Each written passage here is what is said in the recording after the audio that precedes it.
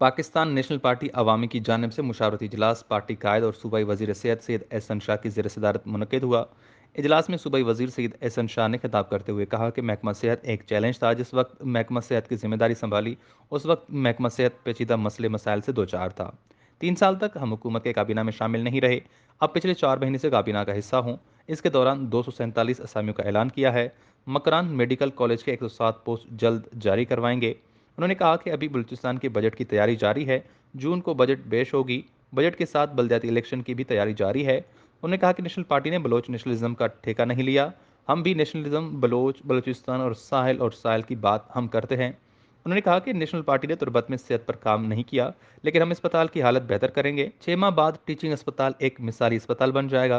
उन्होंने कहा कि टीचिंग अस्पताल तुर्बत में बर्न सेंटर के क्याम समेत आईसीयू रूम और स्पेशलिस्ट डॉक्टरों की टीम ले आएंगे, ताकि यहाँ के अवाम को अमली तौर पर सहूलत फराम कर सकें। उन्होंने कहा कि तरक्याती मद में 40 करोड़ रुपए हर हल्के को दिए जाते हैं। सीपे की वजह से पंजाब में तरक्याती कामों का जाल बिछाया गया, लेकिन बलूचिस्तान इससे महरूम रहा। मरकजी human rights secretary Khan Mohammad Jan गिच की, मरकजी इंफॉर्मेशन सेक्रेटरी सादिक ताजिर, जिले रहनुमा सिराज बीबगर ने भी खिताब किया। वश न्यूज़ के एज